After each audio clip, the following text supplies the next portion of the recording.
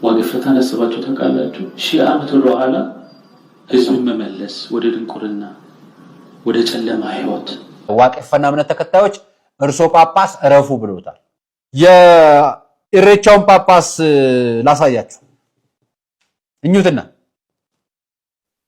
ዛፉን ቂቤ በመቀባት ጨሌ በመዘርገፍ እንደዚህ አይነት ጣጣ ቆሻሻ የለም አቃጥልልሃለሁ። ጅራዱ ወዮ ለምንድነው ሳር ይዘህ የምትሄደው? ለምንድነው አበባ ይዘህ የምትሄደው? ለምንድነው ልምላሜ ይዘህ የምትሄደው? ለምንድነው ወዝ ጋር የምትሄደው? እግዚአብሔር ለማመስገን ከፈለክ ቤቴ አታመሰግንም? ከብት እያረዱ ደም እየረጩ ዘመኑን እንደዚህ ይሆናል እያሉ ተመልከቱ። የኢሬቻን በዓል ለማጠልሸት እንደምትመለከቱት ዶሮ ይዞ ወደ ወንዝ ሲጓዝ የነበረ ግለሰብ እጅ ከፍንጅ እንግዲህ ኢሬቻ የሰይጣን አይደለም፣ እነዚህ ናቸው የሰይጣን የሚያስብሉት። ሰላም የተወደዳችሁ የእግዚአብሔር ቤተሰቦች እንዲሁም የመድን ሚዲያ ተከታታዮች በያላችሁበት የዓለም ዳርቻ የእግዚአብሔር ሰላም የእናታችን የቅድስት ድንግል ማርያም አማላጅነቷ አይለያችሁ። ዛሬም አዳዲስ መረጃዎችንና ወቅታዊ ጉዳዮችን ወደ እናንተ ይዤ መጥቻለሁ። ጫፍ ላይ ያሳዩዋችሁ ቪዲዮ ሐሳባችንን እየሰጠን የምናያቸው ቪዲዮዎች ናቸው። ብፁዕ አባታችንም እንግዲህ ዋቄ ፈታ ሌላ ቤተ እምነት ወይንም ጣዖት የሚመለክበት ጊዜና ቦታ ነው፣ እንዲሁም ጣዖት የሚመለክበት ሃይማኖት ነው በማለት ሐሳባቸውን እየገለጹ ይገኛሉ። እንዲሁም የተለያዩ ቪዲዮዎችም አለ። በቢሾፍቱ ሀገርነ ልጅ ያሬድ እንግዲህ ዶሮ ሲጥል ባህር ውስጥ አገኘነው ያሉት የሚሉት ወጣት ማለት ሱስ ነገር እውነት ነው ወይስ ውሸት ነው የሚባለው ነገር የምናይ ይሆናል ማለት ነው። ሌላው እንግዲህ የገዳ አባቶች ወይም አባገዳ የሚባሉት አባቶች በኢሬቻ በሚከበርበት ጊዜ ሁላችሁም ቤታችሁን ክፈቱ፣ ሆቴልም ክፈቱ፣ እንደውም ለመንግስትም ለእናንተም ቢዝነስ ነው ያሉ እንግዲህ መግለጫ የሰጡበት አጋጣሚ አለ። ሌሎችም እንደዚሁ የዋቄ ፈታ እምነት ተከታይ ሆነው ግን ከዛ ከዋቄ ፈታ ተመልሰው እንደገና ግን በኦሮሚያ ክልል ውስጥ የሚኖሩ የኦሮሞ ብሔረሰብ የሆኑ ዋቄ ፈታ ወይንም ኢሬቻ በዓል የሚባለው የአምልኮ በዓል ነው። ስለዚህ ይሄ ደግሞ ክርስቶስን የምታመልክ ከሆነ ዋቄ ፈታን ወይንም ኢሬቻን እየተከተልክ የሚሆን ነገር አይደለም ሲሉ መግለጫ እያወጡ ይገኛሉ። እነዚህን ቪዲዮዎች በአንድ ላይ ሐሳባችንን እየሰጠን የምናያቸው ነው የሚሆነው። እስከ ቪዲዮ ፍጻሜ ድረስ አብራችሁን ቆዩ። ከእናንተ የሚጠበቀው ግን ላይክ እና ሼር ሰብስክራይብ በማድረግ ቤተሰብ ሁኑ፣ አገልግሎቱን ደግፉ። ወደ መጀመሪያው ቪዲዮ ልወስዳችሁ። ከመሄዴ በፊት ግን ሰብስክራይብ ለምንድን ነው የማታደርጉት? አሁን አድርጉ። ቤተሰቦቹ እርግጠኛ ነኝ በሰጠኋቸው 5 ሰከንድ ውስጥ ላይክ ሼር ሰብስክራይብ አድርጋችሁ እንግዲህ ኃላፊነታችሁን ተወጥታችኋል ብዬ ተስፋ አደርጋለሁ። አሁን ወደ መጀመሪያው ቪዲዮ ነው የምወስዳችሁ። የመጀመሪያው ቪዲዮ ብፁዕ አባታችን አቡነ ሄኖክ ስለ ኢሬቻ በዓል ወይንም ስለ ዋቄ ፈታ እምነት ምን ብለው ነው የተናገሩት የሚለውን ነገር በደንብ እንሰማቸውና ደግሞ ሐሳባችንን በደንብ የምንሰጥበት ይሆናል። ብፁዕ አባታችን አቡነ ሄኖክ የተናገሩትን እስኪ እንመልከተው። ዋቄ ፈታን አስባችሁ ተቃላችሁ ሺህ ዓመት ወደ ኋላ ህዝብን መመለስ ወደ ድንቁርና ወደ ጨለማ ህይወት ግልጽ ነው የምንናገረው። የሃይማኖት አባስ ነው። ወደ ጨለማ ህይወት ወደ ኋላ ሽፋኑ ባህል ነው። ወደ ውስጥ ገባ ብትበላችሁ ብትገቡ ብታዩ ጣዖት ነው። ያሳዝናል። ለክርስቶስ የማዳን ስራ እንቅፋት የሆነ ስብስብ የኦሪቱ ስርዓት ነው ይመስላል ግማሹ። ዋቄፍና ሰዱሪ ከኩሞ ፋኪስ ተሰጡር አዲስ ኪዳን ነው። የአዲስ ኪዳን ልጆች ነን። የዘላለም ህይወት የሚያወርሰን አንድ ጌታ ዋጋ ከፍሎ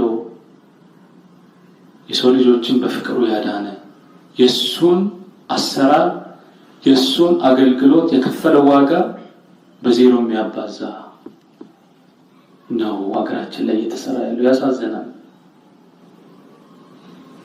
የኦሮሞ ህዝብ እንደ ቤተ ሙከራ ነው የታየው። ማን ነው ይሄን እውነት የሚናገር? ማን ነው ይሄን እውነት የሚገልጥ? ማን አለ? ሊቀ ጳጳስ ነው? ቄስ ነው? ሰባኪ ነው? ሁሉም ዝም ብለዋል። ትውልዱ ግን እያለቀ ብዙ ምስጢር አለ። በሬፈቻ ስም የሚደረገው ቅድም ብያቸው ሽፋኑ ባህል ነው። ክርስቲያን ሆነው ክርስቲያንን ብለው ይሄ ነገር ሲነገር የሚቆጠቁጣቸው ራሳቸውን የሚያማቸው ሰዎች አሉ። ይመማቸው ለምን ጭንቅላታቸው አይፈነዳም? የራሳቸው ጉዳይ። እውነት ነው የምንናገረው።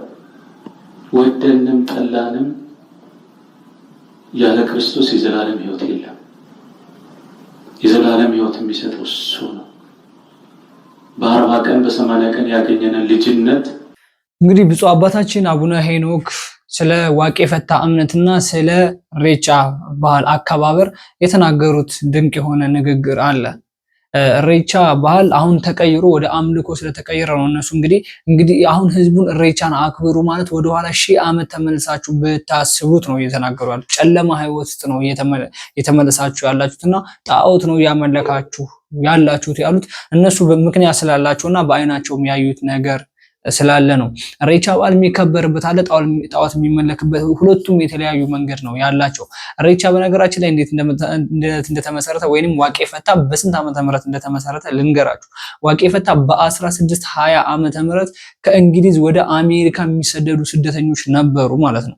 እነዛ ስደተኞች አሜሪካ ከገቡ በኋላ እዛ እንግሊዝ ላይ በጣም በተቸገሩና በተሰቃዩ ጊዜ አሜሪካ እንደምንም ብለው ብዙ ሰዎች መንገድ ላይ ቢሞቱባቸው በረሃብ በቸነፈር በተለያዩ ችግሮች በጦርነት ይሁን መንገድ ላይ ብዙ ሺህ ሰዎች ሞተውባቸው ነበረ። በ1620 በውጪዎች በ1620 ዓመተ ምህረት በ1620 በውጪዎች ማለት ነው።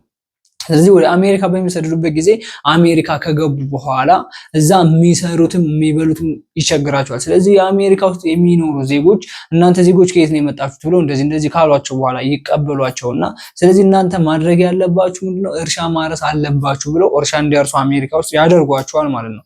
እዛ እርሻ እያረሱ 1 ዓመት ያክል ይቆያሉ።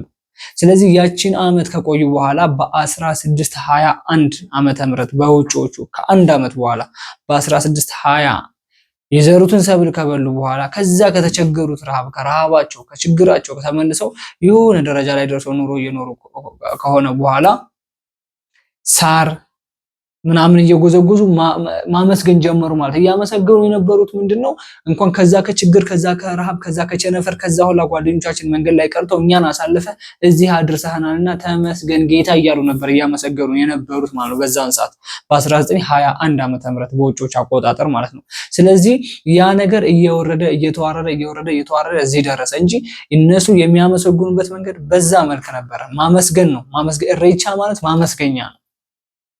የዋቄ ፈታ እምነት ተከታዮች የሚያመሰግኑት የምስጋና በዓል ነው እንጂ አምልኮ በዓል አልነበረም። ግን በአሁን ዘመን እየተቀየረ ይሄ ቀጤማ ውሃ ውስጥ መዘፍዘፍ ሌላም ነገሮች ማድረግ ተጀመረ ማለት ነው። ስለዚህ አሁን ነው ባህሉ እየተቀየረ ወደ አምልኮ ወደ ጣዖት አምልኮ ግንድ ስር ሄዶ በሬ ማረድ፣ ግንድ ስር ዶሮ መጣል፣ ግንድ ስር ቅቤ ምናምን ማድረግ ቀጥ ያሳዩዋችኋለሁ ቪዲዮም ቅቤ እንዴት እንደሚቀቡ ምናምን ማለት ነው። ስለዚህ አምልኮ እየተቀየረ ያለው አሁን በእኛ ዘመን ነው። ድሮዎቹ ዘመን እንኳን ያሳልፉት በዛ አይነት መንገድ ነበር። ስለዚህ ብፁዕ አባታችን አቡነ ሄኖክ አሁን ያለውና የድሮውን ያነጻጸሩ ነው።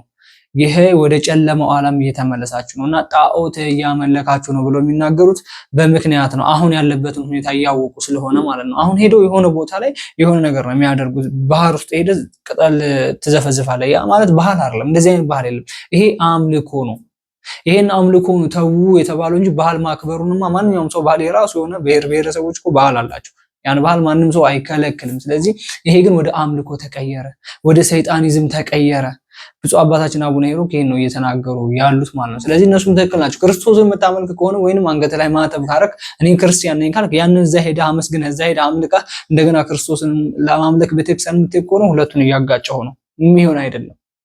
አጋንንትን በአንድ በኩል ክርስቶስን በአንድ በኩል እርኩስ መንፈስን በአንድ በኩል መንፈስ ቅዱስን በአንድ በኩል ለማስኬድ የምትደርገው ነገር ይሄ ስህተት ነው እያሉ ነው የተናገሩ ያሉት ብፁዕ አባታችን አቡነ ሄኖክ ማለት ነው። ስለዚህ ሲቀጣይ ቪዲዮ አለ እንመልከት። ኢሬቻ ነው የሚባለው። ኢሬቻ ስለ ኢሬቻ ሲወራ ምን ይታወሰኛል መሰላችሁ?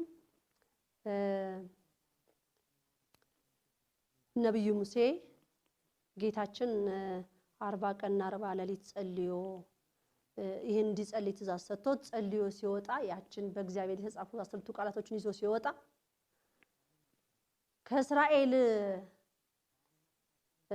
ከእስራኤል ሀገር ከግብጽ ወደ እስራኤል ሊመጡ የነበሩትን ህዝቦች ከዛ ከጣዖት አምልኮ ከዛ ከሰይጣን ስራ አውጥቶ የአብርሃም አምላክ ከዛ ከስንት ፈተናና ጭንቀትና መከራ አውጥቷቸው እዛ ጋር ሲደርሱ እሱ ጾሞ ጸልዮ ከአምላኩ ትእዛዝ ተቀብሎ ሲወጣ ኢሬቻ ሲያመልኩ አገኛቸው። ሬቻ ነው የሚባለው። ሰይጣን ጥንቁልና ጣዖት በኃይለኛ ተቆጥቶ ነው የወረወረው። አሁንም እዛ ሬቻ ላይ የእግዚአብሔር እሳት ይውረድ፣ እሳት ይውረድ በክርስቶስ አገር ላይ። ኢትዮጵያ የመብርሃን አስራት ሀገር ናት፣ ሀገር እግዚአብሔር ናት። ሬቻን መሰረቱን ስሩን ይገንድሰው የአብርሃም አምላክ በክርስቶስ ሀገር ላይ ጥንቁልና መተት ጣዖታችሁ ድብልቅልቆ ይውጣ። እዛ መሃል ያላችሁ ቋንቋችሁ ይደበላለቅ። ክርስቶስን የካድክ ሁላን ያንን ሬቻ የምታከብር ክርስቶስን የካድክ ወላዲት አምላክ ምልጃዋን የካድክ ጣዖተኛ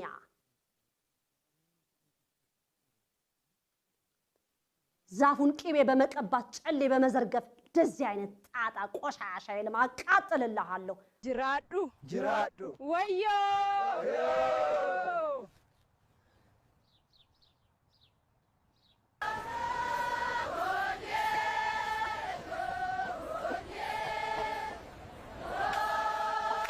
ሌላው ይሄን ይመስላል እህተ ማርያም የተናገረችው ንግግር። እንግዲህ እህተ ማርያም አብዛኞቻችን እንደምናውቃት እመቤታችንን አገኘናት፣ ክርስቶስን አገኘሁት፣ እመቤቴን የምትመስለው እያለች ሐሰተኛ ነገሮችን የምታስተምር ሴት ነች። ማለት ብዙ መረጃዎች እየወጡባትም ስለሆነ አሁን ስለሷ ጉዳይ ሳይሆን የምናወራው እሷ ስለተናገረችው ስለ እሬቻ ጉዳይ ነው የምናወራው። እሬቻ ጣዖት አምልኮ ነው ያለችው። አዎ ጣዖት አምልኮ ነው፣ ይሄ ጥያቄ የለውም። ማለት አምልኮነቱ ደግሞ ይለያያል። እሬቻ እንደ ባህልነቱ ሆኖ ግን ሰዎች እየቀየሩ ስለመጡ ነው፣ ወደ አምልኮ እየቀየሩ ስለመጡ ግንድ ስር እንዳልኳችሁ ዶሮ ማረድ፣ የሆነ ነገር መጣል፣ ቅቤ መቀባት አይታችሁታል ቪዲዮን። ስለዚህ ይሄ ቪዲዮ ይሄ አምልኮ ነው።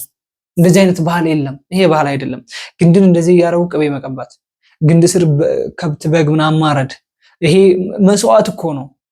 መስዋዕት ደግሞ የሚደረገው ለአንድ ለክርስቶስ ነው እንጂ ከግንድ ስር ለሰይጣን ባህር ስር ሄደ ደም ማፍሰስ ምናምን ይሄ መስዋዕት ነው። ለሰይጣን መስዋዕት እየተደረገ ነው። ስለዚህ ቅቤ መቀባት ራሱ መስዋዕት ነው። ግንድ ላይ መቀባት፣ ዛፍ ስር ማስቀመጥ፣ ድንጋይ መቀባት ምናምን ነገር ይሄ መስዋዕት ነው፣ የደም መስዋዕት። ስለዚህ ይሄን ነው እየተቃወሙ ያለ ነው። ይሄን ነው አምልኮ ነው፣ ይሄ ባህል አይደለም እያልን እየጮህን ያለው ነው። እንደዚህ አይነት ባህል የለም። ግንድ በመቀባት የምታሳልፉት ባህል የለም። ቀጤማ እንደዚህ ውሃ ውስጥ በመንከር የሚያልፍ ባህል የለም።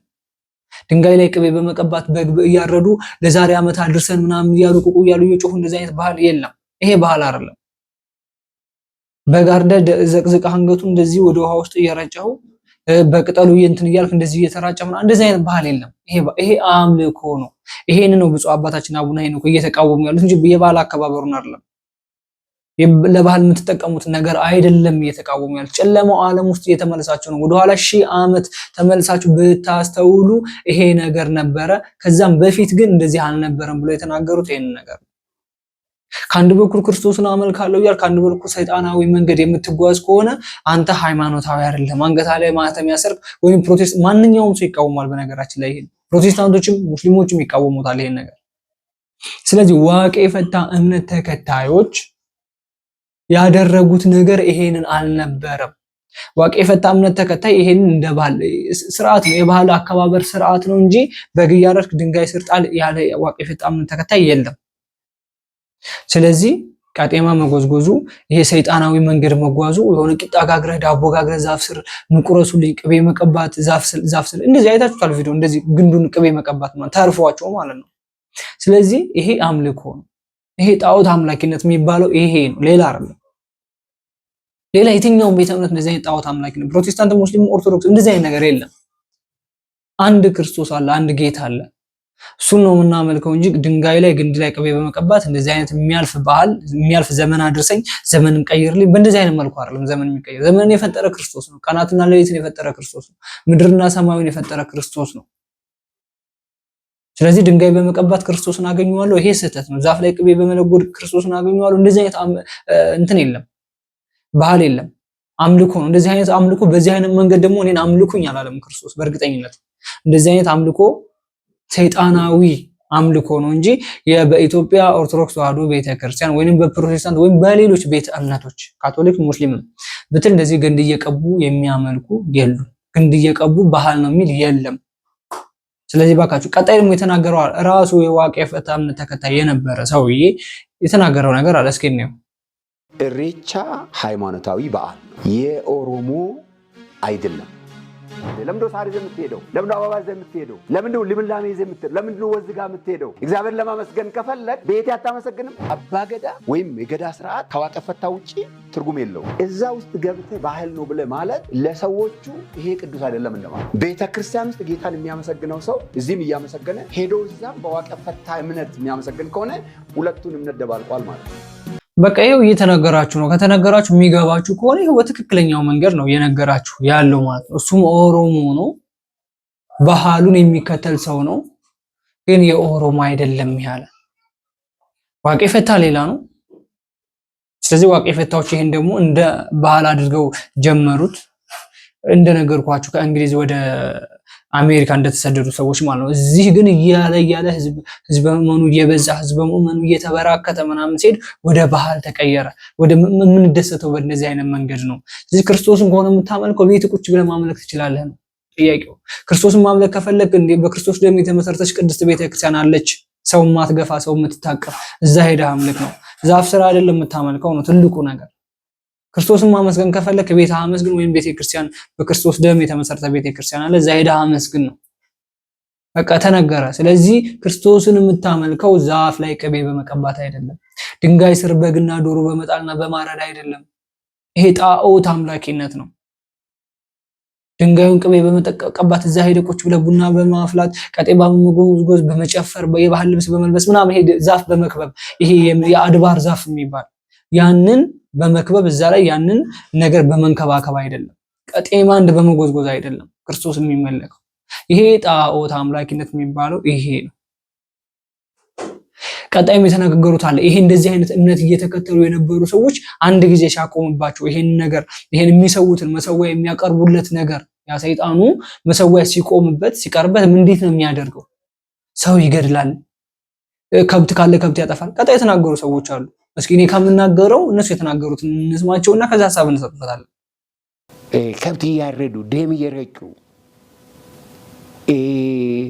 ዘመኑን እንደዚህ ይሆናል እያሉ የሚናገሩ ነበሩ። እኔ ዛን ጊዜ አይገባኝም ነበር እና ወላጆቼ ግን ግልጽ ነበረ እና በዛን ዘመን እሬቻ በጣም ከፍተኛ ቦታ ነበረው እና ስለዚህ መሪም ነበር ያን የሚመራ ቃልቻ ነው እንትን የሚመራው።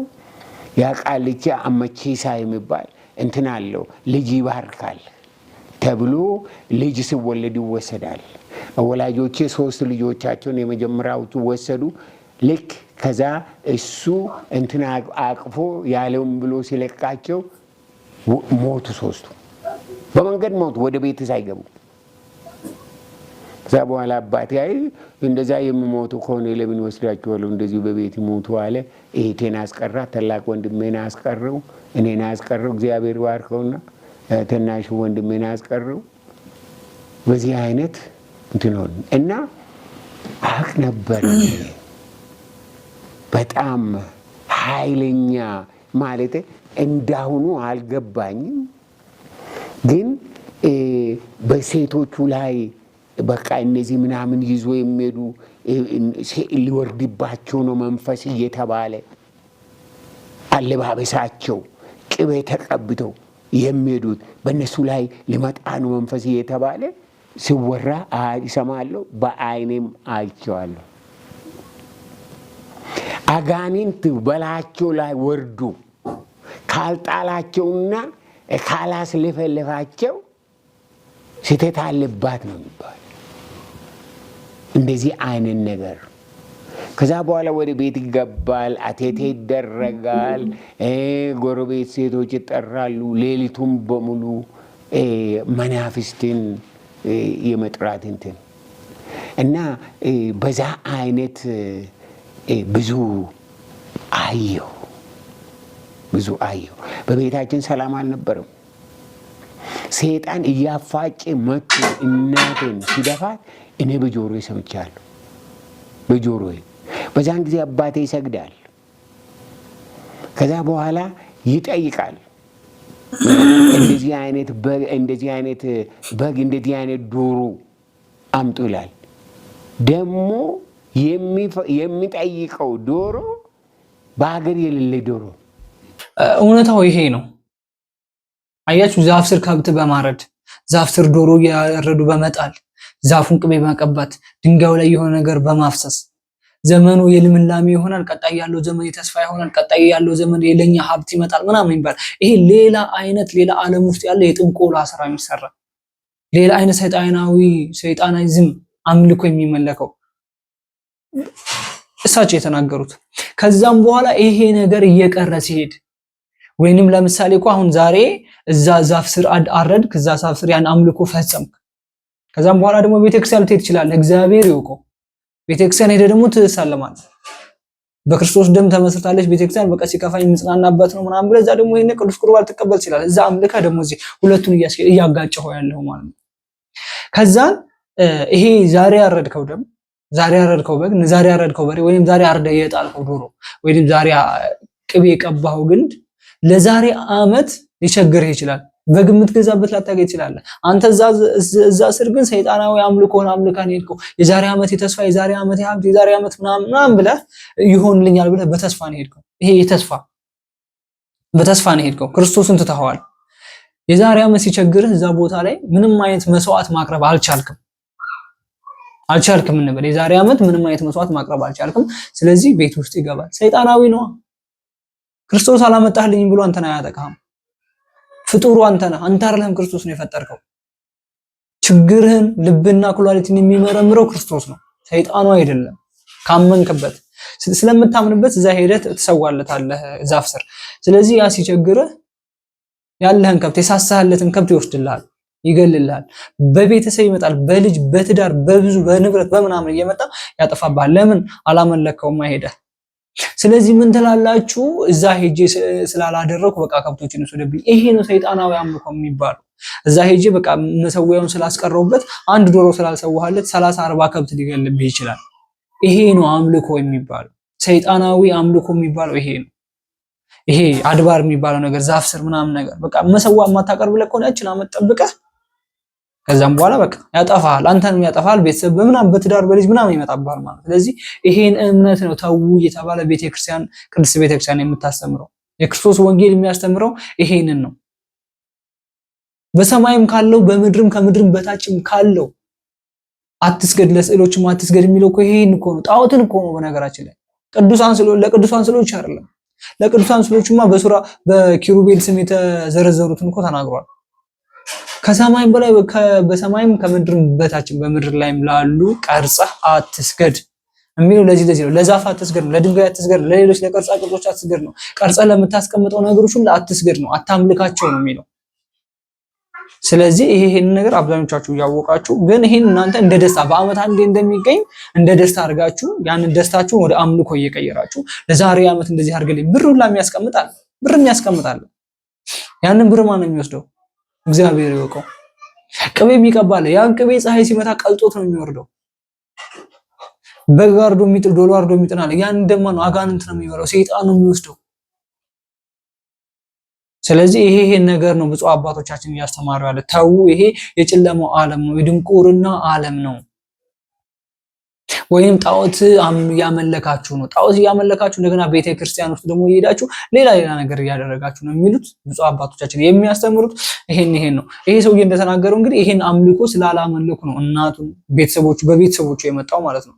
ይሄ አምልኮ ሲቀር እያስለፈለፈ ሰይጣን በሰዎቹ ላይ ያድራል። እኔ እንደዚህ ነኝ አላደረጉልኝም። ጸበል ሲል ለምሳሌ አይታችሁ ከሆነ በየገዳሙ የምትሄዱ ኦርቶዶክሳውያን ካላችሁ ሴቶች ላይ በመናፍስት መንገድ ወንዶች ላይ በመናፍስት መንገድ የሚነሳው ቤተሰቦቹ ይሄን ግብር ለኔ አልገበሩልኝም ብሎ የሚለፈልፍ ሰይጣን ከእንደዚህ የመጣ ነው። እርኩስ መናፍስት የሚባለው ቤተሰቦቹ እስከዛሬ ድረስ እንደዚህ ገብሩልኝ ነበር፣ አሁን ግን ስላልገበሩልኝ ከቤተሰቦቹ አልፌ እሱ ላይ መጣው። እሱ ደግሞ ገዳም ያስወጥራል። ስለዚህ እኔ ደግሞ አልቻልኩም፣ ተቃጠልኩ ምናምን ይሄ ነው እርኩስ መናፍስት በሰዎች ላይ የሚገለጸው በዚህ መንገድ የመጣ ነው። አብዛኝ ሰዎች ከጭንቀት የመጣ ነው ምናምን የሚሉ ነው። ከጭንቀት ሰይጣን አንተ ላይ የሚያርፈው ሲጨንቅ ቤተክርስቲያን ከሄድክ ሰይጣን አንተን አይፈታተንም። የአምልኮ የመሰዊያውን ነገር ካቆምክበት ግን ሰይጣን አንተ ላይ ያርፋል። ስለዚህ ይሄ ነገር የምታስለምደው ከሆነ በቃ ቀጥ ብለህ እሱን ማምለክ ነው ያለበት፣ ወይንም ጠንክረህ ወደ ቤተክርስቲያን ተመልሰህ እሱን ማስወገድ ነው ያለበት። አንዴ ሰይጣን እኮ ስልጣን አለው በነገራችን ላይ። ያንን ስልጣኑን በሰዎች ላይ የመጠቀም መብት አለው፣ ይጠቀማል፣ በደንብ ነው የሚጠቀመው። ስለዚህ ይሄን ነው አቁም እየተባለ ያለው ማለት ነው። ቀጣይ እስኪ ደግሞ እንመልከት። እስኪ ቀጣይ ያለው በቤተ ክርስቲያናችን ላይም ጉድ አለ፣ እንመልከት። ዋቄፈና እምነት ተከታዮች እርሶ ጳጳስ እረፉ ብለውታል። የኢሬቻውን ጳጳስ ላሳያችሁ እኙትና እኛ አባት በቤተ ክርስቲያን አባት ናቸው እንዴ? እስኪ እናንተ መልሱልኝ። እኔ አላቅም ማለት እርሶ እያልኩ ላናገር፣ አንተ እያልኩ ላናገር፣ ቸገረን በእውነት ወደ ላይ እንዳንወጣ ቸገረን፣ ወደ ታች እንዳንቸገረን፣ ግራም ቀኙም ቸገረን። ክብረ ክህነት ማለት እኚህ ሰውዬ በቤታቸው መኖሪያ ቤት ውስጥ ለህፃናት ልጆች ጵጵስና ሲሰጡ ክህነት ሲሰጡ ክብረ ክህነት ሲሰጡ አይሳቻቸዋለሁ አይደል? ቪዲዮም ጭምር አምጥቼላችሁ የራሳቸው ቲክቶክ ገጽ አላቸው። የራሳቸው ቤት ውስጥ ነው ክርስትና የሚሰጡት እና ባለፈው ሳምንት አካባቢ ላይ የኢሬቻን ሃይማኖት ኢሬቻ የክብረ በዓልን በተመለከተ የዋቄፈና እምነት ተከታዮች የሚያከብሩት የሃይማኖታዊ በዓል ነው ሲሉ በሐሌታ ሚዲያ ላይ ወጥተው መናገራቸውንና በእኛ ክብረ በዓል ላይ ሌሎች ሃይማኖቶች ማንነት የሚገልጽ ነገሮቻችሁን ይዛችሁ አትምጡ፣ የራሳችሁን ክብረ በዓል በራሳችሁ አክብሩ ብለው እንከባበር የሚል መግለጫ ወጥተው አሳይተናችሁ ነበር። ስለዚህ እኚህን ሰውዬ የኢሬቻ የሚያከብሩ የዋቄፈና እምነት ተከታዮች እርሶ ጳጳስ እረፉ ብለውታል። ካልሰሙ ነው ምን ነግሮት። አሁን እርሶን እነሱ ሲያዩት የኦዳ ጳጳስ የአባገዳ ጳጳስ እንዲሏችሁ ነው? የዋቄፈና ጳጳስ እንዲሏችሁ ነው ወይ ምን የኢሬቻ ጳጳስ እንዲሏችሁ ምን እንበለው? መዋቅር እኮ በማህበር ነው ደግሞ ያኛው የቱለማ ምናምን የሚባል ማህበር ነው እና ለዛ ማህበር ጳጳስ እንበላችሁ ነው? የቤተ ክርስቲያን ማህበር መስቀል ይዛችኋል እኮ ደግሞ። የአባገዳ ደግሞ ስርዓት ደግሞ ይሄ አይደለም። የአምልኮ ስርዓቱ ሌላ ነው፣ ነግረውናል። እነሱ የራሳቸውን እምነት ያምልኩ፣ መብታቸው ነው፣ ክብራቸውን የራሳቸው ነው። የጵጵስና ቆብ አድርጎ ወይ ደግሞ የሼክ ቆብ አድርጎ ወይ ደግሞ የሃጂ ሙፍቲ ምናምን ቆብ አድርጎ እዛ ቦታ ላይ ሄዶ መገኘት ግን ከሃይማኖቱ ሌላ ቦታ ገብቶ ማሳየቱ ተገቢ አይደለም ሲሉ ራሳቸው እንከባበር ብሏችሁ እናንተ የኦርቶዶክስ ካባ ለብሳችሁ ከማርካቶ የገዛችሁት በላዩ ላይ የአባገዳ ጋቢ ጥላችሁበት ምን ማለት ነው? እኔ የሚገርመኝ አንድ ነገር አለ። የቤተክርስቲያን ብፁዓን አባቶች ቤተክርስቲያኖቹ ክርስቶስ በሞገስ የሾማቸው ቅድስት ቤተክርስቲያንን እንዲጠብቁ፣ መንጋውን እንዲጠብቁ፣ ነፍሳትን ከእሳት ውስጥ እንዲያድኑ የሾማቸው ብፁዓን አባቶች አሉ። እነዚህ ናቸው። ግን በአንድ ብፁዓን አባት የተነሳ ሁሉም ሲኖዶስ ውስጥ ያሉ ፓትርያርክ ውስጥ ያሉ ቅዱሳን ብፁዓን አባቶች ለቤተክርስቲያን መልካም የሚያስቡ መንጋውን የሚጠብቁ ነፍሳትን የሚያድኑ ብፁዓን አባቶችን እየሰደብን ያለነው ሁሉንም እየሰደብን በአንድ ስህተት ምክንያት ማለት ነው። ስለዚህ ይሄን ነገር በነገራችን ላይ የሚያስተካክለው ቅዱስ ሲኖዶስ ነው። ግን እኚህ ብፁዕ አባት እንዳያችኋቸው የአባገዳ ልብስ እንደ ቅዱስ ሲኖዶስ እኮ እንዲለብሱ የፈቀደላቸው እኮ የአገልግሎት ልብሳቸው የክብር ልብሳቸው አለ። ይሄ ጭንቅላታቸው ላይ ያለው የማዕረግ ልብስ እኮ ዝም ብሎ የተሰጠ አይደለም።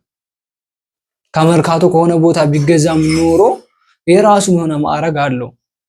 ኢሬቻ እንዲከበርበት አይደለም፣ ዋቄፈታ እንዲከበርበት አይደለም ይሄ ነገር እንዲለብሱ የተፈቀደላቸው። ሌላ አይነት ከኢትዮጵያ ኦርቶዶክስ ተዋሕዶ እምነት ተከታይ ውጭ የሆነ እምነት እንዲያመልኩበት አይደለም። ስለዚህ ይሄ እነሱ ቅድስት ቤተክርስቲያን እንትን ሃይማኖት የላትም። ቅድስት ቤተክርስቲያን ብሔር የላትም። በብሔር እንደዚህ የሚከፋፈል አይደለም ቅድስት ቤተክርስቲያን ውስጥ። ስለዚህ ዋቄፈታ እምነት ኢሬቻ በዓል የኦሮሞ ነው የሚባል ከሆነ ሌሎቹ የኦሮሞ አይደለም ይላሉ። ግን ብፁዓን አባቶች ደግሞ ያደረጉት ነጠላ ወደ ኦሮሚያ ክልል ያደላ ነጠላ ነው። ወደ ኦሮሚያ ክልል ያደላ ነጠላ ነው። ስለዚህ ብፁዓን አባቶች አንድ ብፁዓን አባት ባጠፋው፣ አንድ ብፁዓን አባት በተሳሳተው፣ አንድ ብፁዓን አባት ስህተት በሰራው ግን ብዙ ብፁዓን አባቶች አብዛኛው ለቤተክርስቲያን መልካም የሚያስቡ ነው እያሰደብናቸው ያለ። ውስጥ ላይ ብዙ እየታገሉ ያሉ እንዳሉ እናውቃለን። ግን ጎልቶ የሚታየው የጠፋው ጥፋት ነው። የተሰራው መልካምነት ሳይሆን የሚጠፋው የሚሳሳተው ነገር ነው ጎልቶ እየታየ ያለው። ስለዚህ ብፁዓን አባቶች ይሄን ነገር ባታደርጉት በጣም የተሻለ ነው። የትኛው የቅድስት ቤተክርስቲያን አባት ናችሁ ወይስ የዋቄ ፈታ እምነት ተከታይ አባት ናችሁ? የነሱ ጳጳስ ናችሁ ወይስ የኢትዮጵያ ኦርቶዶክስ ተዋሕዶ ቤተክርስቲያን ጳጳስ? ግራ ስለገባን ነው በጣም ማለት ያደረጉት ነገር አለ። ሁለቱንም አደባልቀውታል። የአባገዳውንም ልብስ የኢትዮጵያ ኦርቶዶክስ ተዋሕዶ ቤተክርስቲያኑንም ልብስ ድብልቅልቅ አድርገውታል። የከፈለውን ካልከፈለው ማለት ነው። ስለዚህ ወደ ማንኛው እነሱ ወደ ራሳቸው እየጠሩ ነው፣ እኛ ደግሞ ወደ ራሳችን። ስለዚህ ከሁለት አንዱ መምረጥ በጣም የተሻለ ነው የሚሆነው። ለምን ቤተክርስቲያኒቷ ሾማ ያስቀመጠቻችሁ ሌላ እምነት እንድትገቡ አይደለም። ማንኛውም ቤተ እምነት ወደ ኢትዮጵያ ኦርቶዶክስ ተዋሕዶ ቤተክርስቲያን መጠጋት ይችላል። አዎ ጥያቄ የለውም። ስለዚህ እነዛን መንጋ መሰብሰብ፣ ለህዝበ ምዕመኑ መልካም ወንጌልን ማስተማር ነው ቤተክርስቲያኒቷ ክርስቶስ ሾሞ ያስቀመጣችሁ ይመስለኛል እንጂ አንዱ እምነት ሲመጣ ወይንም አንዱ የሚያመልከው ነገር ያንዱ ብሔር የሚያመልከው ነገር ሲደርስ ለዛ ለአምልኮ ተብሎ የሚለበሰው ልብስ ብፁዓን አባቶች የምትለብሱ ከሆነ የእናንተ ክርስትና ነው ከኛ ክርስትና በጣም ወርዶ እየታየ ያለው። እናንተ ቅድስት ቤተክርስቲያንን በደንብ ጠልቀን እናውቃለን ትላላችሁ እንጂ ያውቃችኋት አይደለም ማለት ነው። ቅድስት ቤተክርስቲያንን ውጭ ላይ የሚኖረው ህዝበ ምዕመኑ ማን ነው እየተሽቆጠቆጠና ያወቃት ያለው?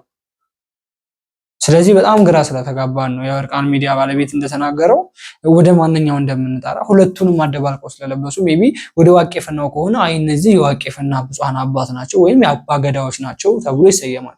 ወደ ኦርቶዶክስም ከሆነ ደግሞ የኦርቶዶክስ ክብር ልብስ አለ የለበሱት። ሁለቱንም ግን በአንድ ላይ ነው የለበሱት። ይሄን ለማለት ያክል ነው። ቀጣይም አለ እስኪ እንመልከት። ተመልከቱ። የኢሬቻን በዓል ለማጠልሸት እንደምትመለከቱት ዶሮ ይዞ ወደ ወንዝ ሲጓዝ የነበረ ግለሰብ እጅ ከፍንጅ እንግዲህ ተይዟል። ይህ ግለሰብ በህይወት ያለ ዶሮ ይዞ ወደ ሐይቅ ለመጣል ይዞ በሚጓዝበት ሰዓት እንግዲህ ኮሜዲያን ያሬድ አግኝቶት ነው እንደምትመለከቱት ይህን ሰውዬ በማህበራዊ ሚዲያ ያሰራጨው። የዚህ ሰውዬ ድርጊት እንግዲህ የኢሬቻን በዓል ለማጠልሸትና ሌላ መልክ ለማስያዝ ታቅዶ ነው ሲል ኮሜዲያን ያሬድ ተናግሯል። ኢሬቻ የሰይጣን አይደለም፣ እነዚህ ናቸው የሰይጣን የሚያስብሉት። ይኸውላችሁ ስዕል እየሳልኩ ነበር እዚህ ኢሬቻ አርሰዲ ቦታ ላይ ሰውዬ ማለት ነው ከነ ዶሮ ይዞ ባህር ውስጥ ሊጥል ሲል ፎራ ላይ ማለት ነው። እነዚህ ናቸው ኢሬቻ ስም የሚያሰድቡት ተራ። ይሄና አንድ ልጅ ማለት እኔ እንግዲህ የአርት ፕሮጀክት ይዤ ረጅም ግድግዳ አርት እየሰራው ነው። በአጭር ቀን መድረስ አለበት። በጣም ተባብሮ እየሰራ ነው መንግስትም፣ ሁሉም በጸጥታም በምንም። ቢሾፍቱ በአንድ ሳምንት ውስጥ ሌላ ታሪክ ገብቷል። አርሰዲን አታውቁትም ፎራን ማለት ነውና በጣም የተቀይሯል። እዚህ ጋር እንዲህ እየሰራን እያለ ስድ እየሰራው አለፈ ዶሮ ይዞ ሰውዬው ይሄ ነገር ዶሮ አለኝ ጀለሲ አረክዬ ነገር ዶሮ አንድ ያዘው ምናምን ከዚህ ሄድኩና ና የት ነው የምትሄደው ምናምን የት አባ ነው የምትሄደው ዶሮ ይዘለዋለሁ ባህር ውስጥ ልጥል ወንድሜ እንደዚህ ምናምን አያችሁ ሰላም እንዳይሆን በአና ፍቅር እየሰባን ኢሬቻ ሲደርስ ዶሮ ሊጥሉት መልካ ወራር ሰዴ ላይ ከያሬድ ጋር ነው እጀ ከፍንጅ ያዝ ነው የኢትዮጵያ ህዝቦች ይሁት እነዚህ ናቸው ኢሬቻ የሰይጣን አይደለም እነዚህ ናቸው የሰይጣን የሚያስብሉት። በነገራችን ላይ እኔ አንድ ማላምንበት ነገር አለ እና ልጅ ያሬድ ከሚናገሩት አንፃር በጣም ስህተት የሆነ ነገር እንደሆነ የሚናገሩት እናውቃለን። ይሄ ነገር ደግሞ እንደ መነጋገሪያ እንደሚሆንም እንደተሰራ እናውቃለን። ለመነጋገሪያነት አጀንዳ ተደርጎ የተሰራ ነገር ነው። አሁን ይሄን ነገር ወደ ኦርቶዶክስ ሊያመጡት ነው በእርግጠኝነት እንጂ ይሄ ነገር ልጁን ይዘውት ሊጥል ይዘውት ምናምን ነገር አለ። ልጁ ሞኝ ነው። መጣል ከፈለገ በእነሱ ጋር የተንከረፈፈ ዶሮ ዞ የሚመጣው ምኑ ሞኝ ነው። ስለዚህ ዋናው ታርጌታቸው ዋቄ ፈታ እምነት ኢሬቻን እንዴት እንደሚያከብር ይታወቃል፣ ወደ አምልኮ ስለተቀየረ። ስለዚህ እነሱ ወደ አምልኮ እየቀየሩ ያሉት የኢትዮጵያ ኦርቶዶክስ ተዋሕዶ ቤተክርስቲያን እምነት ተከታዮች ናቸው። ይሄ ልጅ ደግሞ የኦርቶዶክስ ተከታይ ነው ብለው አጀንዳውን ወደዚህ ሊያዞሩት ነው እንጂ ልጁን ይዘውት ምናምን ነው። ይሄ ከጓደኛ የሚሰራ ነገር ነው። አብራ ምን ያደርጉታል? ልጁ ምንም እንኳን አይሆንም እኮ የራሳቸው ጓደኛ ስለሆነ ይሄውና ያዝኑ ዶሮ ያዝ አንተ ከዛ ልጥል ስትል ዶሮ እያረዱ አይደል ዛፍ ስር እየጣሉ ያየናቸው፣ ቅቤ እየቀቡ አይደል ዛፍ እየሰሩ እየቀቡ ያየናቸው። ስለዚህ ይሄን ወዴት ላይ መጡ ነው? ወደ ክርስትና እምነት ውስጥ። ይሄ ክርስትና እምነቶች ናቸው ይሄን ነገር ይሄ ኢሬቻ በዓልን ለማጠልሸት እንደዚህ ነው የሚያደርጉት ብለው ለማስተማር ፈልገው ነው ብለው ሌላ አጀንዳ ውስጥ ወደ ኦርቶዶክስ ውስጥ ሊያመጡ ነው እንጂ ይሄ ልጅ ይዘውት ዶሮ ሊጥል ሲል ይዘውት በፍጹም አይደለም። እነ ልጅ ያሬድን እኛ ጠንቅቀን ስለምናውቃቸው ነው። ልጅ ያሬድ በነገራችን ላይ በክርስትና እምነት ላይ አሁን አይደለም የተነሳው ቆይቷል። የሆነ ጊዜ የኦርቶዶክስ ተዋሕዶ ሃይማኖት ቤተክርስቲያኒቷንም ሁሉን ነገር ቅዱሳን ስዕሎችንም ተሳድቦ አጸያፊ ስድብ ተሳድቦ ሲደበቅና ሲንሸራተት የነበረ ልጅ ነው። በእስር በደንብ ተቀጥቶ ወጣ ልጅ ነው። ስለዚህ ይሄን ነገር የሰው ስም ባታጠፉ፣ የቤተ እምነት ስም ባታጠፉ በጣም የተሻለ ነገር ነው። አጀንዳው ወደዚህ ነው። ዞሮ ዞሮ ምንም አላችሁ ምንም ልጁ ሊጥስ ተይዞ አይደለም። ብዙ ሰው ቲክቶክ ላይ እንዳዩት ከሆነ ልጁ ላይ ፈረደበት አለ። በጣም ልጁ ላይ ፈረደበት አለ። እዛ እኮ ነው ሆራ ሐይቅ አካባቢ። ሆራ ላይ ምንድነው የሚከበረው? ሳር እንደዚህ ምናምን በመጎዝጎዝ አይደለ? ሳር ምንድነው ደም በማፍሰስ አይደለ የሚከበረው? እሱ ደግሞ ሊጥል ቢፈልግ ኖሮ አርዶ ነበር የሚጥለው። ያ ነው አምልኮ፣ ያ ነው የሚመለከው። እንደዛ ነው። ለዛ እኮ ነው እየተናገርናቸው ያለ ነው። ስለዚህ እነ ልጅ ያሬድ የሰሩት ነገር የራሳቸውን ጓደኛ ዶሮ እንዲይዝ አደረጉ። ከዛም በኋላ አንተን ልንጥል ነው ብለህ ልንጥል ነው ዶሮ ሊጥል ሲል ያዝነው ብለን እናስወራ ነው እንጂ ለምንድነው ሲከታተሉት ለምን ቪዲዮ አልቀረጹትም? እስከሚጥል ድረስ ነበር ቪዲዮ መቅረጽ የነበረባቸው። ለመረጃ እንዲመቻቸው ከፈለጉ እስከሚጥል ድረስ ተከትለው ዶሮውን ይዞታል። ወዴት ነው የሚሄደው? ዶሮውን ይዞ ወዴት እንደሆነ ወደ ቤቱ ሊሆን ይችላል። ስለዚህ ያንን ተከትሎ እየተከተሉ እስከሚጥላት ድረስ እስከሚያርደው ድረስ እስከሚቀብረው ድረስ ቢከታተሉት ነበር ትክክለኛ መረጃ የሚባለው።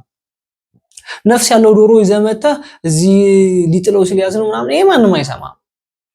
ኦርቶዶክስ እምነት ተከታይ የሆነ ማንም አይሰማም። ምናልባት የኦርቶዶክስ እምነትን ለማጠርሸት የሚፈልጉ ብዙ ሰዎች እንደናንተ አይነት እንደዚህ አይነት ስራ እንደሚሰሩ እናውቃለን። እነ ልጅ ያሬድ በጣም አጸያፊ ከአንደበታቸው የሚወጣ አጸያፊ ቃላት ስላለ ማለት ነው። ቆረጥ አድርጌ ነው እንጂ ልጁንም ስትሳደቡ እኔ በደንብ ሰምቻችኋለሁ። ግን ስድብ ስለማይመጥነን ቆርጬ ጥልላችሁ ነው። ስለዚህ እናንተም የምታመልኩትን ማምለክ ነው። ስለዚህ ወደ ሌላ ሃይማኖት ባታመጡት ምን አለ? ልጁ ጴንጤ ሊሆን ይችላል፣ ኦርቶዶክስ ሊሆን ይችላል፣ ሌላም እምነት ተከታይ ሊሆን ይችላል። ስለዚህ እናንተ ልጁን ሳይሆን እየሰደባችሁ ያላችሁት ልጁ የሚከተለውን እምነት ልጁ የሚከተለውን ሃይማኖት ነው ያሰደባችሁና ያሰደባችሁ ያለው። ስለዚህ ይሄ ነገር ደግሞ አይሆንም። ይሄ አጀንዳ በጣም ተባንኖባችኋል። በነገራችን ላይ ብዙ ሰው ቲክቶክ ላይ ያላችሁ አልባነንም እንጂ እኛ ሚዲያ ላይ የምንሰራ ሰዎች ባነናል ማለት በምን አይነት መንገድ እንደሚሰራ ኮንተንት በምንድን ነው የሚመረጥ የሚባለውን ጠንቅቀን እናውቃለን በደንብ። ስለዚህ መነጋገሪያ ጠፍተሃል ያሬድ፣ ስለጠፋ በምን መነጋገሪያ ያለሁን። ስለዚህ ኢሬቻ በዓል ሲደርስ ይሄን ነገር ኮንተንት አድርጌ ልምጣ ቲክቶክ ላይ አይደለ ኖ። ሲታሰር ፖሊስ ወስዶ ለምን አላሳያችሁ? ሐሰት ነው። ፖሊስ ብላችኋል። ፖሊስ መጥቶ እሱን እጅና እግሩን አስሮ ሲወስዶ ወይም ሲገርፈው ለምን አላሳያችሁ? ሐሰት ነው ያቀረባችሁት ነገር። ስለዚህ ይሄን ይመስላል እናንተ ውሸት ማለት ነው። ቀጣይም ሲያባገዳዎች የተናገሩት ነገር አለ እንመልከት። ለአዲስ አበባ ህዝብ ወይ ለቢሾፍቱ ህዝብ ቢሾፍቶቹ እንኳን አውቋል። አሁን አዲስ አበባ አሁን አምስተኛ ጊዜው ነው መሰለኝ የሚደረገው እና ብዙውን ጊዜ ምግብ ቤት ይዘጋሉ፣ ይሸሻሉ፣ ይፈራሉ። እንግዲህ በሌላ ሃይማኖት አእምሯቸው ውስጥ የገባ ብዙ ነገር አለ። ሰይጣን አምላኪዎች መጡ፣ ኋላ ቀሮች መጡ ነው የሚጸየፉ ሰዎች አሉ። ይሄንን እንዲተው በአንድ አምላክ ነው የምናመልከው፣ ወንድማማቾች ነን፣ ቤታችሁን ክፈቱ፣ ምግብ ሆቴል አዘጋጁ፣ ቢዝነስ ነው። እንዳውም መንግስት የቱሪስት ቀን እንደዚህ ነው የሚለው ቀኑ ይመስለኛል። እና በእንደዚህ አይነት ለኢሬቻ የሚወጣውን ሰው በአክብሮት ተቀበሉ። የሰላም ሰዎች ናቸው። የማንንም መጥፋት አይመኙም። ልማት ነው የሚመኙት፣ እርቅ ነው የሚመኙት። አመቱን እርቅ ያድርግልን፣ ጦርነት ከሀገራችን ላይ ይቆም ነው የምንለው። ይሄንን የሚመጣውን ህዝብ እንድትንከባከቡልን አደራ እላለሁ። አባገዳ ከሚባሉት አንደኛው አባት እንግዲህ እነዚህ ናቸው። እኛ አባት እንደምናስታውሰው ቁልቢ ቅዱስ ገብርኤል ገዳም ለዋቄ ፈታ እምነትና ለኢሬቻ ማክበር መሰጠት አለበት። ኦርቶዶክስ ተዋሕዶ ቤተክርስቲያኖች እምነት ተከታዮች ብዙ ቦታ አላቸው እያሉ እንግዲህ በቁልቢ ገብርኤል መተው ደግሞ ሲቃወሙ የነበሩ አባት ናቸው። ሌላ ታሪክ ውስጥ ገብተው ቁልቢ ገብርኤል ላይ የእስልምና መስጊድ ነበር ያለው። ከዛ እሱን በጦርነት ፈርሶ ምናምን ሌላ ታሪክ ውስጥ ገብተው የነበሩ አባት ናቸው። በአሁኑ ሰዓት ደግሞ ሌላ መግለጫ ወጥቷል። ይሄ ምንድነው? በኢሬቻ ቀን ሁላችሁም ሆቴላችሁን ክፈቱ፣ በራችሁን ክፈቱ፣ ሰዎች ሲመጡ አትከልክሏቸው የሚባል ነገር አለ ማለት ነው። ሰው ሆቴሉን የሚዘጋበት አንድ ምክንያት ስላለው ነው። የሚዘጋበት ምክንያቱ እንግዲህ ሆ እያሉ እየገቡ ከስተመርን ያስቀይማሉ። ውስጥ ላይ ብዙ ነገሮች እቃ ይሰበራል ምናምን ብዙ እየጨፈሩ ያሉ ሰዎችን አይተናል። ሜቢ የሚረግጡትን ሁላ የማያውቁ ሰዎች ስሜታዊ ሆነው ስለሚጨፍሩ በዓላችን ደረሰ ብለው ስለሚጨፍሩ ደስታቸውን እየከለከሉ አይደለም። በነገራችን ላይ ግን እዛ ውስጥ ገብተው ሆቴል ውስጥ ገብተው በጣም ረብሻ ነው የሚረብሹት። ይሄ ግልጽ ነው። እቃ ነው የሚደበድቡት። ይሄ ግልጽ ነው። ስለዚህ በጣም ብዙ ሰዎች ስለሆኑ ደግሞ እርስ በርስ ስለሚገፋፉ ብዙ ንብረት ነው የሚወድ ነው። እዛ ውስጥ ብርጭቆ አለ ምናምን የተለያዩ ሆቴሎች ውስጥ እንደዛ አይነት ነገር ስለሚሰበርባቸው ንብረት ስለሚጠፋባቸው ሆቴላቸውን ይዘጋሉ። ምን ያድርጉ እንጂ ለነሱማ ቢዝነስ እኮ ነው። መተው የሚጠቀሙላቸው ከሆነ እኮ ለራሳቸው ገንዘብ እኮ ነው የሚያገኙት፣ ቢዝነስ ነው የሚያገኙት። ግን እንደዛ አይደለም። ትልቁ ነገር አይደለም። በጭፈራ ስለሆነ የሚገቡት እዛ ውስጥ እየጨፈሩ ደግሞ ያው ገንዘብ እንዲሰጣቸው ነው የሚፈልጉ። ስለዚህ ያን ነገር ለማድረግ ሲሉ እነሱ ከሚሰጧቸው ገንዘብ በላይ ሌላ ዕቃ ወድሞ ነው የሚወጣው። ያም ነው። ሁለተኛው ላይ አንድ አምላክ ነው የምናምነው ያሉት ነገር አለ። አንድ አምላክ አይደለም የምናምነው። ዋቄ ፈታ እምነት ሌላ አምላክ ነው ያለው። ዋቄ ፈታ ሌላ ነው። ስለዚህ አንድ አምላክ ነው የምናምነው የምትሉ ከሆነ ዋቄ ፈታ እምነት ተከታዮች ብቻ ናቸው ኢሬቻን ማክበር ያለባቸው። እነሱም ደግሞ ኢሬቻ የሚለው ነገር ያመጡት የዋቄ ፈታ እምነት ስርዓት ነው፣ አምልኮ አይደለም። አሁን ወደ አምልኮ ተቀይሯል። አሳያችኋለሁ ቪዲዮ ላይ ግንድ በመቀባት ምናምን ይሄ አምልኮ ነው። ኢሬቻ ማለት ስርዓት ነው፣ የዋቄ ፈታ እምነት ተከታዮች ስርዓት። ይሄ ከዚህ ያደርሰናል፣ ከዘመን ዘመን አሸጋግሮናል፣ ለቀጣይ ዓመት ደግሞ የተስፋ ልምላሜ ምናምን ያደርግልን ብለው የሚያመሰግኑበት ስርዓት ነው ኢሬቻ። ግን አሁን ወደ አምልኮ ተቀይሯል። የተለያዩ መስዋዕት በማቅረብ የደም መስዋዕት፣ የሌላም ነገር መስዋዕት በማቅረብ ይሄ ነገር ስለተቀየረ ነው አንድ አምላክ አይደለም ምናምነው ያለው። እኛ የኢትዮጵያ ኦርቶዶክስ ተዋሕዶ ቤተክርስቲያን ተከታይ የሆነ ክርስትናውን ጠንቅቆ የሚያውቅ ወንጌል የተማረ ሰው በእርግጠኝነት እንደዚህ አይነት ነገር ያደርጋል ብዬ ተስፋ አላደርግም። በእርግጠኝነት ይሄንን አምልኮ ያመልካል ብዬ አላስብም። በእርግጠኝነት ክርስትናውን የሚያውቅ ከሆነ ወንጌል የተማረ ከሆነ መጽሐፍ ቅዱስን የሚያውቅ ክርስቶስን የሚያመልክ ከሆነ እንደዚህ አይነት ነገር ያደርጋል ብዬ አላስብም። ለማንኛውም ቤተሰቦቼ ለዛሬ ይዤላችሁ የመጣሁት ቪዲዮ ይሄ ነው። ቀጣይ ደግሞ በአዳዲስ መረጃና በአዳዲስ ቪዲዮዎች ተመልሰን እንገናኛለን። እስከዛው ድረስ ግን ላይክ፣ ሼር፣ ሰብስክራይብ በማድረግ ቤተሰብ ይሆናችሁ ለብዙ ሰው እንዲደርስ ሼር እንድታደርጉልኝ እግዚአብሔር ስም ጠይቃለሁ። ቀጣይ ቪዲዮ እንገናኛለን።